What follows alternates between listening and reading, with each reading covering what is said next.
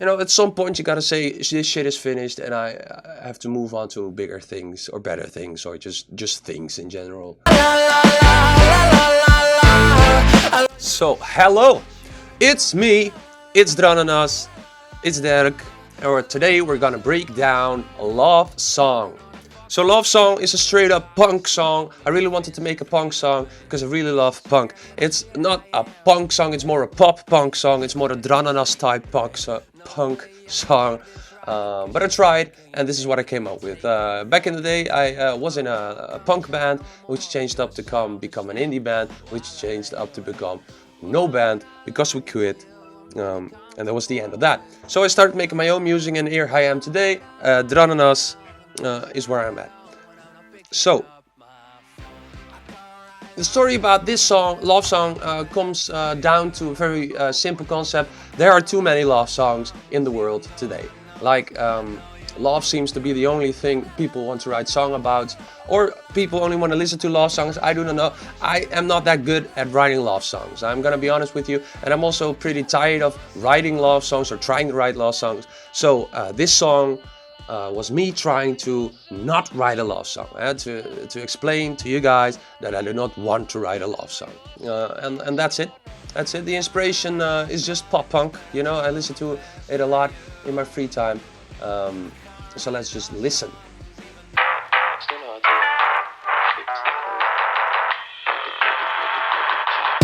I wrote another love song that sounds so disingenuous and fake. So let's start with the drums. The drums sound like this. They sound like this.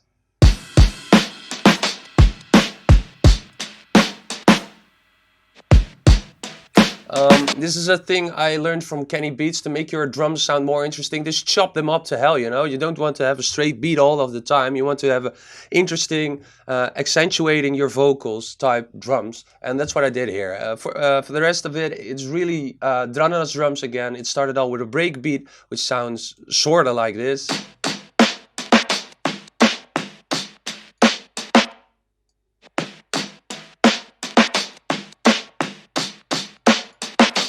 Together with electric drums and acoustic drums. Overthinking. So those are the drums, nothing interesting going on there. Processing wise, I used the drum bus to give it some more compression, some drive and some crunch, to give it some distortion, some more harmonic content. I de-essed it a bit to make the snare sound less harsh. I dipped it a bit to make the kick sound less boomy, I think, or less subby, I suppose. And I limited it a bit. So nothing super interesting going on there. Going on to the bass, not interesting either. It's just a gritty bass. It's just a cool gritty bass.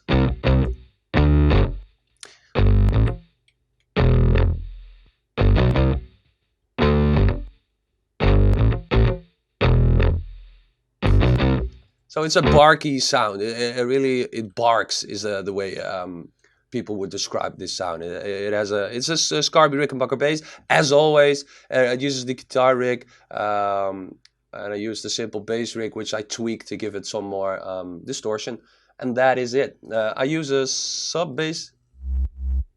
Yeah, I use a sub bass in the chorus to give it more fullness, to give it more bottom end. Because you want your choruses to punch, you want to have give energy, to have impact. And a sub bass helps with that. Steel drums, no Drananas song without fucking steel drums. Why would I? Also use the kalimba. Both just arpeggiating the chords from the pre-chorus. Next up, guitar. Guitar was an interesting thing. I always struggle with guitar to make it sound good, but I tried, and this is what I came up with.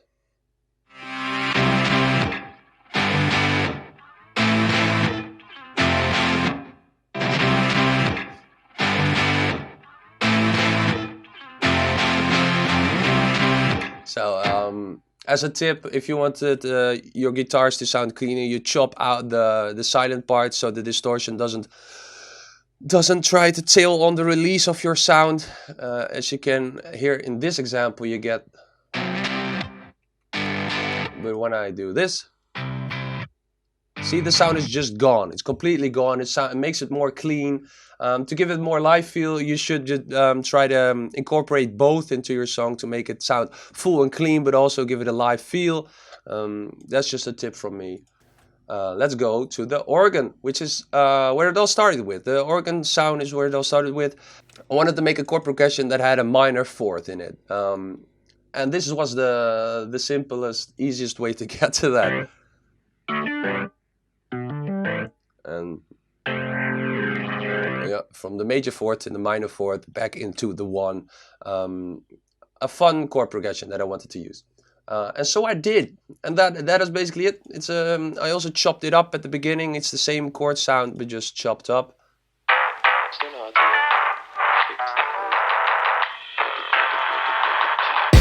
And if you were wondering what I was saying in the intro, there's a vocal of me just rambling, it seems, but Just don't know how to fix the chorus. Make it. There's also a tip from me. If you're near finishing your songs, it's not actually a tip from me. It's a tip from Ian Kirkpatrick, I believe, and he said, record yourself giving feedback to your own song. So in this song, you would add a track, and I would go to the song and I would make notes like, oh, the verse needs to be louder with the vocals, or the guitar needs to get more grit or something. And I would record all of that. And the next day with fresh ears, I would fix all of that. And this was one of the leftovers of those. So I used it in the beginning. You know, I want to make the chorus pop more. So I put that in notes. And usually you delete that shit, but I kept it in. And so there's that. Next thing up is the brass. The brass sounds in the chorus. They sound cool.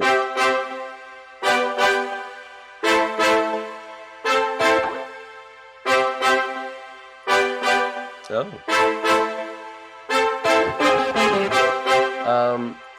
Panic at the Disco used it a lot in their newer songs. Brandon, and I really like those songs. They were happy, they're cheerful, they have the impact, they sound big, they sound cool, and I also want to sound big and cool, so I used brass sounds in my song.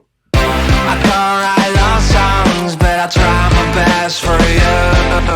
I can't write love songs.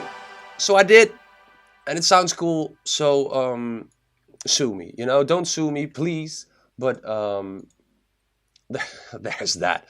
I don't know, man.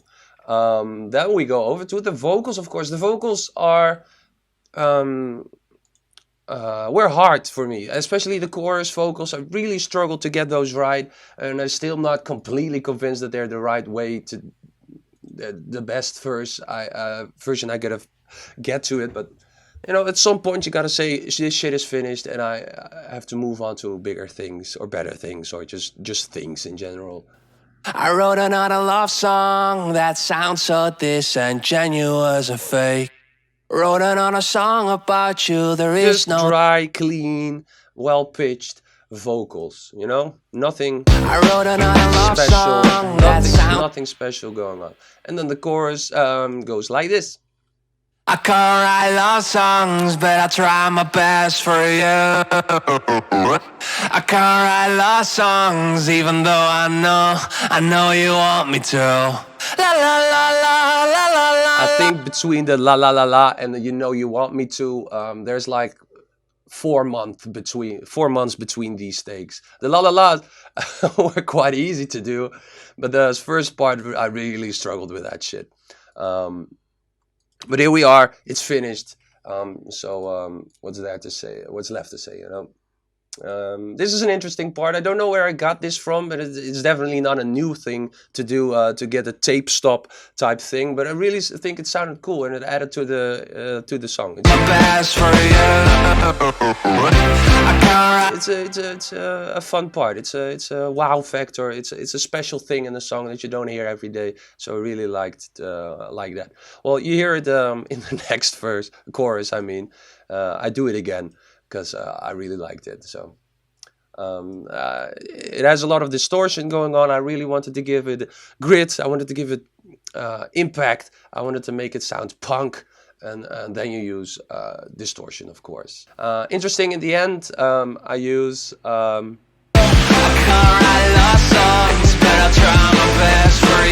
use double time. I like it. I wanted to give it even more energy, and a way to do that is just to go double time. At a 170 BPM, that's almost a drum and bass tempos, and at this point I'm really pushing it. And I also used my own drum sounds again. I recorded my own drums with my phone, I believe, and I tried to incorporate it into the song, and it sounded like this.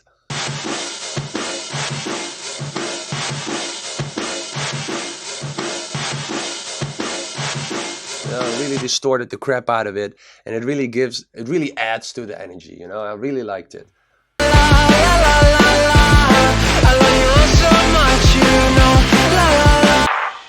So there's that. That is a love song by me, Drananas. If you have any questions, leave them in the comments below. Like and subscribe, all that bullshit. Listen to the songs on Spotify, please. Thank you.